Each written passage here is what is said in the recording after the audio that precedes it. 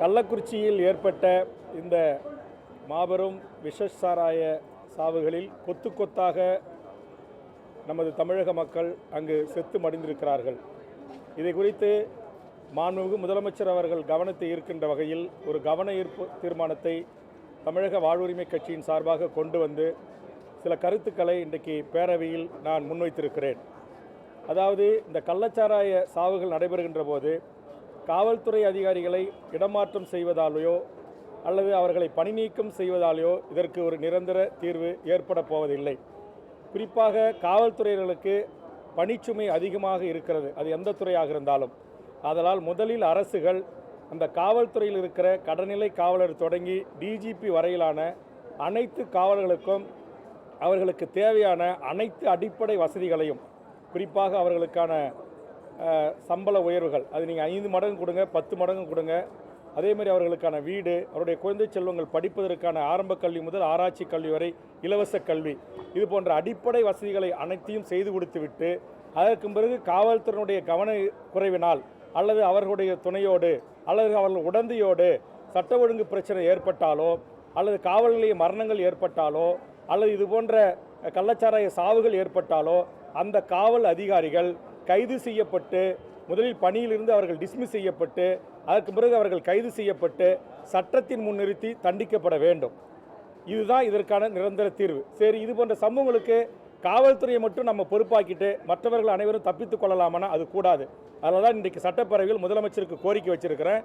அந்த பஞ்சாயத்து மக்களால் தேர்ந்தெடுக்கப்பட்ட பஞ்சாயத்து தலைவர்கள் தொடங்கி அந்த பகுதியினுடைய வருவாய் விஓ என்று சொல்லக்கூடிய கிராம நிர்வாக அலுவலர், வட்ட ஆய்வாளர், தாசில்தார், சட்ட ஒழுங்கு பார்க்கின்ற கோட்டாட்சியர் அனைவரும் இதற்கு பொறுப்பாற்க வேண்டும். அதுபோன்று மக்களால் தேர்ந்தெடுக்கப்பட்ட அந்த பகுதியினுடைய உள்ளாட்சி பிரதிநிதிகள், சட்டமன்ற நாடாளுமன்ற உறுப்பினர்கள், அந்த மாவட்ட அமைச்சர்கள் அவர்களும் இதுபோன்ற கள்ளச்சாராய சாவுகளுக்கு பொறுப்பாக்கக்கூடிய நடவடிக்கைகளில் மாண்புமிகு முதலமைச்சர் ஈடுபட வேண்டும் என்கிற எனது கோரிக்கையை நான் முன்வைத்திருக்கிறேன். அப்போதுதான் இந்த தொடர் கள்ளச்சாராய சாவுகள் நடைபெறும். காரணம், 2001 என்னுடைய தொகுதியிலே 52 பேர் இருந்தார்கள். ரெட் ஹில்ஸ் பகுதியிலே 30 பேர் இருந்தார்கள். ஒவ்வொரு ஆட்சி காலத்திலும் 50 பேர், 30 பேர், 80 பேர் என்று மனித உயிர்கள் மிக மோசமாக சாகடிக்கப்படுகிறது. ஆனால் இதற்கு காரணமானவர்களை அந்த நேரத்தில் மாற்றம் செய்வதும் சஸ்பெண்ட் செய்வதோடு இது நின்று விடுகிறதை தவிர இதனுடைய அடி வேறு ஆழம் எங்கிருக்கிறது என்பதை கண்டுபிடித்து அரசு கடுமையான நடவடிக்கை எடுக்க வேண்டும். இன்றைக்கு பொதுமக்கள் போய் ஒரு எஸ்பியோ கலெக்டரோ மனு கொடுக்க போனால் சில இடங்களில் கலெக்டர் மனு வாங்குறதில்ல, ஆர்டிஓ இல்லை டிஆர்ஓ வாங்க சொல்லிட்டு கலெக்டர் போயிடுறாரு. சில எஸ்பிகள் மனு வாங்குறதில்ல, எஸ்பி இன்ஸ்பெக்டர் மனு வாங்குறாங்க. அதே மாதிரி இந்த சிஸ்டத்தில் சில மாற்றங்களை செய்யணும். நான் ஏற்கனவே கடந்த கூட்டத்தொடரில் ஆளுநர் மற்றும் சட்டமன்றம் குறித்து பேசுகின்ற போது சொன்னேன், ஒரு டிஎஸ்பியை இல்லை ஒரு ஏடிஎஸ்பியை வேலை வாங்கக்கூடியவர் ஒரு எஸ்பி இன்ஸ்பெக்டர் எப்படி வாங்க முடியும்? அதனால் அந்த எஸ்பி இன்ஸ்பெக்டர் போஸ்டிங்கை குறைந்தபட்சம் ஒரு டிஎஸ்பி ரேங்கில் உட்கார வைங்க. டெட்டாச்மெண்ட் என்கிற உளவு பிரிவில் ஒரு இன்ஸ்பெக்டர்ஸ் ரிப்போர்ட் போட்டு எஸ்பியை கண்ட்ரோல் பண்ண முடியாது. அப்போ அதற்கு ஒரு ஏடிஎஸ்பி லெவலில் அந்த டிஸ்ட்ரிக்டினுடைய அதிகாரியை உட்கார வைங்க. அப்போ தான் இன்ஸ்பெக்டர், சப் இன்ஸ்பெக்டர், டிஎஸ்பி லெவலில் அதிகாரிகளை விரட்டி வேலை வாங்க முடியும். ஆக அந்த சிஸ்டத்தில் கொலாப்ஸ் இருக்குது. இதையெல்லாம் நான் சரி பண்ணுங்கன்னு சொன்னேன். அதே மாதிரி இந்த எத்தனால், இந்த மெத்தனால், இது ரெண்டையும் கலக்கிற விடயங்கள் இது எந்த கம்பெனியில் ஆந்திராவிலேருந்து போன சாவுக்கு வந்துச்சுன்னு சொன்னாங்க. அதுக்கு இடையில 2001 என்னுடைய கடலூர் மாவட்டத்தில் அங்கே கடலூரில் இருக்கிற ஷிப்காட் இண்டஸ்ட்ரியிலேருந்து அங்கு கடத்தப்பட்டு கொரோனா காலத்தில் தமிழ்நாடு முழுக்க விநியோகம் செய்யப்பட்டிருக்கு. அது ஆதாரப்பூர்வமாக எழுத்துப்பூர்வமான உயரதிகாரிகளுக்கு கொடுத்தேன். இதுவரையில் அது மீது கொலை வழக்கு பதிவு செய்யலை. இன்றைக்கி 50 பேருக்கு இத்தனை எஸ்பி, இத்தனை டிஎஸ்பி, இத்தனை இன்ஸ்பெக்டர் சஸ்பெண்ட் செய்கிற, மாறுதல் செய்கிற நம்முடைய உயரதிகாரிகள், நம்முடைய அரசு, அந்த 3 பேர் உயிர் தானே, அந்த 3 பேர் உயிருக்கு காரணமாக இருந்த அந்த நிர்வாகத்தின் மீது கொலை வழக்கு பதிவு செய்யலை. அது சம்பந்தப்பட்ட காவல்துறை அதிகாரிகள் யாரும் சஸ்பெண்ட் செய்யல, மாற்றம் செய்யப்படலை. அப்போ அந்த கருப்பாடுகளை காப்பாற்றிய அதிகார வர்க்கம் யார்? இது போன்ற அடுக்கடுக்கான கேள்விகளை எல்லாம் நான் முன்வைத்திருக்கிறேன்.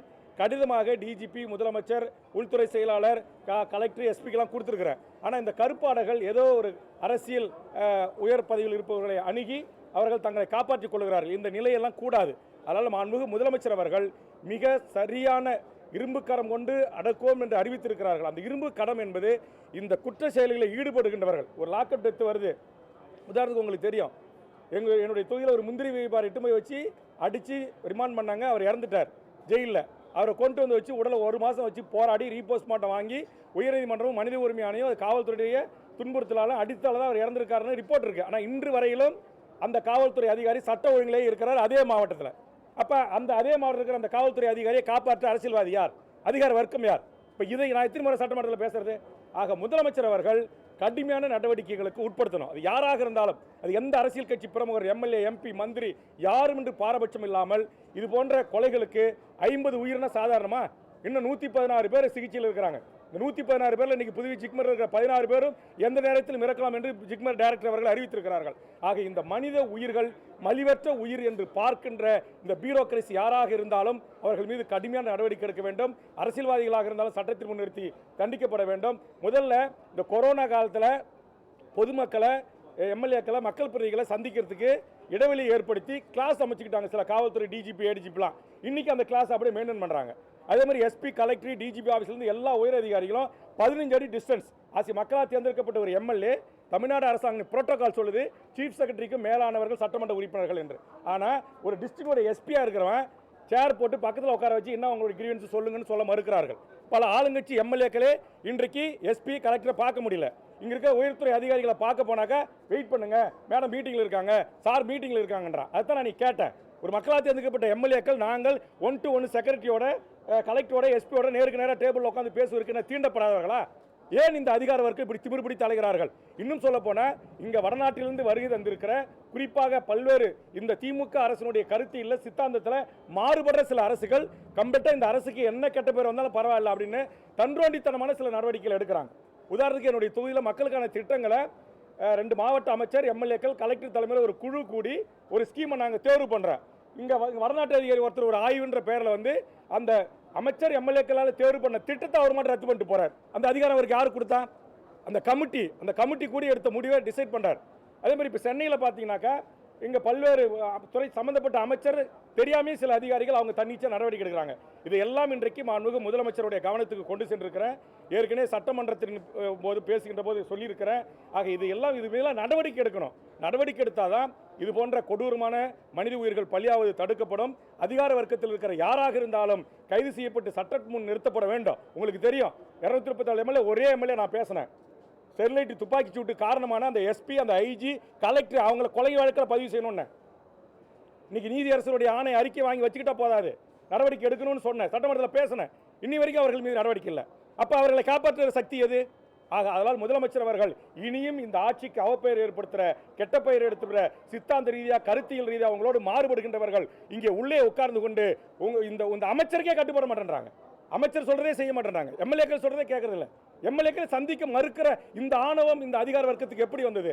ஆக முதலமைச்சர் அவர்கள் இவர்களை சாட்டை கொண்டு இவர்களை தன் கையகத்தில் கொண்டு வந்து ஆட்சி அதிகாரத்தை நடத்த வேண்டும் என்று நான் வேண்டுகோள் வைத்திருக்கிறேன். இந்த வேண்டுகோள் ஏற்கப்பட்டு இது நடைமுறைக்கு வந்தால்தான் இது போன்ற கள்ளச்சாராய சாவுகள், இந்த கஸ்டோடியல் டெத்து, நீதிமன்ற காவல் மரணம், காவல் நிலையத்தில் சித்திரவதை, பெண்கள் பாலியல் வல்லுறவுக்கு உள்ளாக்கப்படுவது தடுத்து நிறுத்தப்படும் என்பதாக தமிழக வாழ்வுரிமை கட்சியின் கருத்தாக பல கூட்டத்தொடர்களை நான் பதிவு செய்திருக்கிறேன். அது அனைத்தும் இதற்கு பிறகாவது ஒரு முடிவு எட்டப்பட வேண்டும் என்பது எமது வேண்டுகோள் என்பதை இங்கு பதிவு செய்கிறேன்.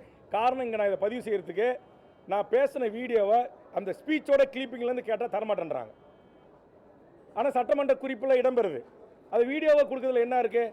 அதை ஒரு சில நான் சொன்ன இந்த லாபி வடநாட்டு அதிகாரிகள், நீங்கள் கேட்கலாம் வடநாட்டு அதிகாரினா யாருன்னு. உங்களுக்கு தெரியல, டிஎன்பிசியில் 2016ஆம் ஆண்டு பச்சை தமிழன் ஓபிஎஸ் முதலமைச்சராக இருக்கும்போது ஒட்டுமொத்த தமிழ்நாட்டு மக்களுடைய வாழ்வுரிமையை பறிக்கின்ற வகையில் இந்தியாவைச் சேர்ந்த எவர் வேண்டுமானாலும் டிஎன்பிசியில் தேர்வு எழுதி டைரக்டராக நீதிபதியாக, டைரக்டராக குரூப் 1 ஆஃபீஸராக, கோட்டாட்சியராக, நீதிபதியாக வரலான்னா 25 வயசில் சீஃப் செக்ரட்டரி உட்காருவோம் வடநாட்டுக்காரன். இதை எந்த கட்சியும் கண்டுபிடிக்கல, எந்த எம்எல்ஏ கண்டுபிடிக்கல. நான் கண்டுபிடித்து போராடி டிஎன்பிசி அலுவலகத்தை முற்றுகையிட்டு 1 லட்சம் பேரை திரட்டி கோர்ட்டை முற்றுகையிட்டு தொடர்ந்து மாண்புமிகு தமிழக முதலமைச்சர் வந்த பிறகு அவரிடத்தில் பலமுறை மன்றாடி போராடி ஒரு சட்ட திருத்தத்தை கொண்டு வந்து இனி தமிழ்நாட்டில் தமிழ் வழியில் படித்தவர்களுக்கும் தமிழ்நாட்டைச் சேர்ந்தவர்களுக்கும் இந்த மண்ணில் பூர்வீகமாக கொண்டவர்களுக்கும் நீங்கள் அந்த பதவிக்கு கொடுக்கணும்னு சொல்லி அந்த மாற்றத்துக்கான சட்ட திருத்தத்தை கொண்டு வந்த அதில் ஒரு வரி தமிழ்நாட்டை தாயகமாக கொண்டவர்கள் சேருங்கன்னு சொன்னேன். அதற்கு எதுக்குன்னா பியூரோக்ரசி. ஆக இதையெல்லாம் இங்கு சூழ்ச்சி நடைபெறுகிறது. தமிழ்நாட்டுடைய உரிமைகள், தமிழ் சமூகத்தின் வேலை வாய்ப்புகள் பறிக்கப்படுகின்றன. தமிழ்நாட்டுடைய வணிகம் பறிக்கப்படுகிறது. இந்த நாட்டில் யார் சீஃப் செக்ரட்டரி, யார் டிஜிபி, யார் கமிஷனர் வர வேண்டும், அவர் எந்த மாநிலத்தை சேர்ந்தவராக இருக்க வேண்டும், அவர் எந்த சித்தாந்தத்தை கொண்டவராக இருக்க வேண்டும் என்பதை இங்கு இருக்கிற வடநாட்டு சில அசோசியேஷன் தீர்மானிக்கிறான். இதை நான் பகிரங்கமாக குற்றம் சாட்டுறேன். இது எப்படி தமிழ்நாட்டில் இருக்கிற ஐஏஎஸ், ஐபிஎஸ் அதிகாரிகளுக்கு நாட்டுடைய உயர்ந்த பதவிகள் அமர்ந்து கோல வச்சுவதற்கு வாய்ப்பு இல்லையா? திறமைகள் இல்லையா? ஆக இதையெல்லாம் முதலமைச்சர் அவர்கள் இனியாவது மிக கடுமையான நடவடிக்கைகளுக்கு இந்த அதிகாரிகள் மீது எடுக்க வேண்டும் என்ற நேரத்தில் வேண்டுகோள் கேட்கிறேன். இன்னும் சொல்லப்போனா சில அதிகாரிகள் முதலமைச்சருக்கு தகவல் சொல்றது முன்னாடி அண்ணாமலைக்கு தகவல் சொல்றான், கவர்னருக்கு தகவல் சொல்றான். இது எப்படி நடக்குது? ஆக இவற்றையெல்லாம் முதலமைச்சர் அவர்கள் களைய வேண்டும், உரிய நடவடிக்கைகளை மேற்கொள்ள வேண்டும் என்கிற என்னுடைய பல கூட்டத்தொடரில் பேசியிருக்கிறேன். இந்த கூட்டத்தொடரிலும் சில கருத்துக்களை பேசியிருக்கிறேன். ஆனால் முதலமைச்சர் அவர்களும் தமிழ்நாடு அரசும் இதற்கெல்லாம் நடவடிக்கை எடுக்கும் என்று நான் நம்புகிறேன். அந்த வகையில் உயிரிழந்த குடும்பங்களுக்கான நிவாரணமாக இருக்கட்டும், அவருடைய வேலைவாய்ப்பு உறுதியாக இருக்கட்டும், அந்த குழந்தை செல்வங்கள் தாய் தந்தையர் இறந்தவர்கள், தந்தை இறந்தவர்களுக்கு என்று தற்போது அறிவித்திருக்கிற இந்த உதவியெல்லாம் அந்த ஏதுமற்ற அப்பாவி உழைக்கின்ற தாழ்த்தப்பட்ட மிக பிற்படுத்தப்பட்ட ஏழை குடியில் பிறந்த இந்த சாராயம் குடிச்சு செத்து போகிறது தப்பு தான், அது கள்ளச்சாராயம் குடிக்கிறது தப்பு தான். ஆனால் அதுக்காக சில தலைவர்கள் அந்த குடும்பத்துக்கு நிவாரணம் தரலாமா, அந்த குடும்பத்து பிள்ளைகளுக்கு வேலை தரலாமா, உடனே முதலமைச்சர் பொறுப்பேற்று விலகுங்க என்று சொல்வதெல்லாம் ஏற்புடைய செயல் அல்ல. அந்த ஏழை மக்களுக்கு நிவாரணம் வழங்க வேண்டும் என்பது அவர்கள் எப்படி வாழ்வார்கள், எப்படி அவர்களுடைய குழந்தை செல்வங்கள் படிக்கும், அதற்கெல்லாம் இன்றைக்கு உதவியை அறிவித்திருக்கிற முதலமைச்சருடைய இந்த அறிவிப்புகளையும் வரவேற்று நன்றி சொல்லி நிறைவு செய்கிறேன். நன்றி, வணக்கம்.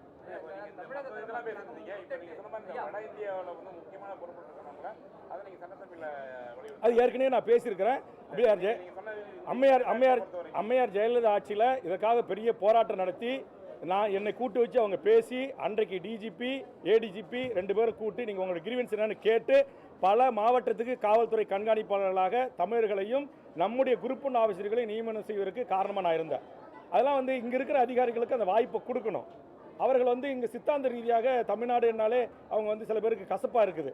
அதுக்காக தான் மாண்புமிகு முதலமைச்சர் இதில் தலையிடணும் அப்படின்னு நான் வேண்டுகோள் வைக்கிறேன். அதை மாற்றணுன்ற